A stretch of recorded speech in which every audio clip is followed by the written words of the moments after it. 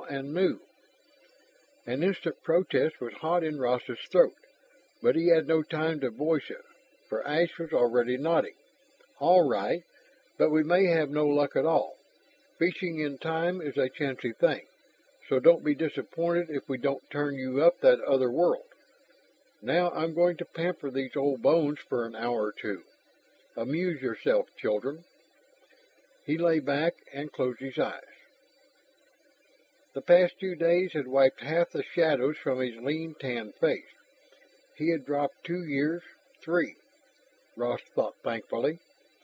Let them be lucky tonight, and Ash's cure would be nearly complete. What do you think happened here?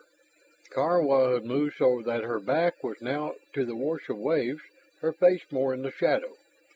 How do I know? Could be any of 10 different things. And will I please shut up and leave you alone, she countered swiftly. Do you wish to savor the excitement then, explore a world upon world, or am I saying it right?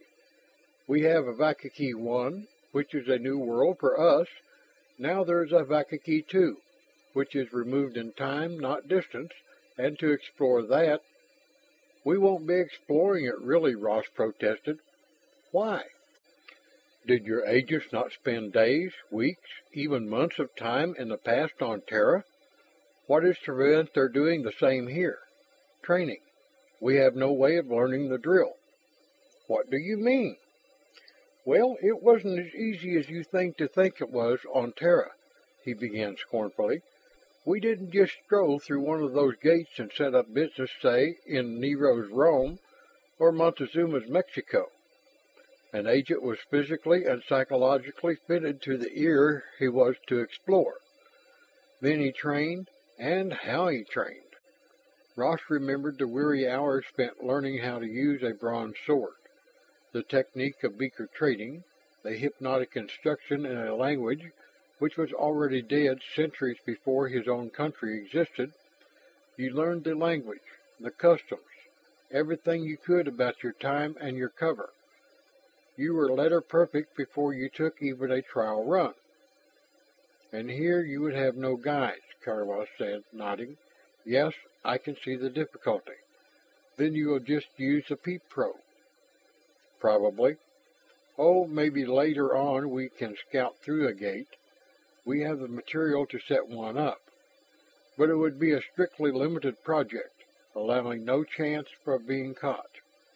Maybe the big brains back home can take peep data and work out some basis of infiltration for us from it. But that would take years. I suppose so. Only you begin to swim in the shallows, don't you? Not by jumping off a cliff. She laughed. True enough. However, even a look into the past might solve part of the big mystery. Ross grunted and stretched out to follow Ash's example. But behind his closed eyes his brain was busy, and he did not cultivate the patience he needed. Peep probes were all right, but Karwa had a point. You wanted more than a small window into a mystery. You wanted a part in solving it. The setting of the sun deepened rose to red, making a dripping wine-hued banner of most of the sky, so that under it they moved in a crimson sea. Looked back at an island where shadows were embers instead of ashes, 3 humans, 2 dolphins, and a machine mounted on a reef which might not even have existed in the time they sought. Ash made his final adjustments, and then his finger pressed a button, and they watched the visiplate no larger than the palms of 2 hands. Nothing. A dull gray. Nothing. Something must have gone wrong with their assembly work. Ross touched Ash's shoulder, but now there were shadows gathering on the plate, thickening to sharpen into a distinct picture. It was still the sunset hour they watched, but somehow the colors were paler, less red and sullen than the ones about them in the here and now. And they were not seeing the isle towards which the probe had been aimed. They were looking at a rugged coastline, where cliffs lifted well above the beach strand. While on those cliffs, Ross had not realized Karwa had reached out to grasp his arm, until her nails bit into his flesh, and even then he was hardly aware of the pain, because there was a building on the cliff. Massive walls of native rock reared in outward defenses, culminating in towers, and from the high point of one tower the pointed tail of a banner cracked in the wind. There was a headland of rock reaching out not toward them but to the north, and rounding that... "War canoe!" Karwa exclaimed. But Ross had another identification. Longboat. In reality, the vessel was neither one nor the other. Not the double canoe of the Pacific, which had transported warriors on raid from one island to another, or the shield-hung warship of the Vikings. But the Terrans were right in its purpose. That rakish, sharp-prowed ship had been fashioned for swift passage of the seas, for maneuverability as a weapon. Behind the first nose another and a third. Their sails were dyed by the sun, but there were devices painted on them, and the lines of those designs glittered as if they had been drawn with a metallic fluid. "The castle!" Ash's cry pulled their attention back to land. There was movement along those walls. Then came a flash, a splash in the water close enough to the lead ship to wet her deck with spray. "They're fighting!" Karwa shouldered against Ross for a better look. The ships were altering course, swinging away from land out to sea. "Moving too fast for sails alone, and I don't see any oars." Ross was puzzled. "How do you suppose?" The bombardment from the castle continued, but did not score any hits. Already the ships were out of range. The lead vessel off the screen of the peep as well. Then there was just the castle in the sunset. Ash straightened up. "Rocks," he repeated wonderingly. "They were throwing rocks." "But those ships, they must have had engines. They weren't just depending on sails when they retreated." Ross added his own cause for bewilderment.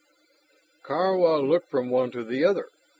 "There is something here you do not understand. What is wrong?" "Catapults, yes," Ash said with a nod. "Those would fit periods corresponding from the Roman Empire into the Middle Ages." "But you're right, Ross. Those ships had power of some kind to take them offshore that quickly." "A technically advanced race coming up against a more backward one?" hazarded the younger man. "Could be. Let's go forward some." The incoming tide was washing well up on the reef. Ash had to don his mask as he plunged head and shoulders underwater to make the necessary adjustment. Once more he pressed the button, and Ross's gasp was echoed by one from the girl. The cliff again, but there was no castle dominating it. Only a ruin, hardly more than rubble.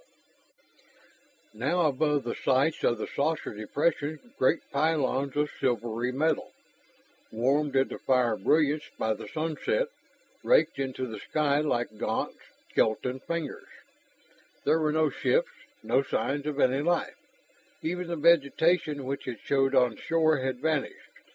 There was an atmosphere of stark abandonment and death, which struck the Terrans forcibly.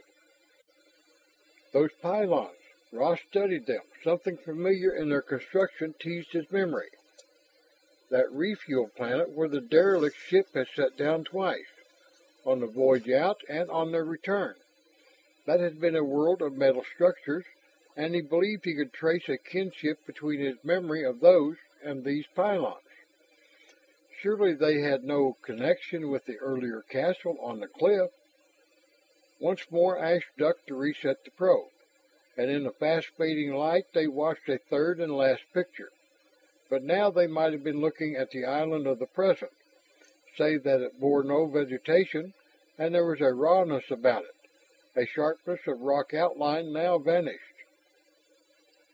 These pylons, were they the key to the change which had come upon this world?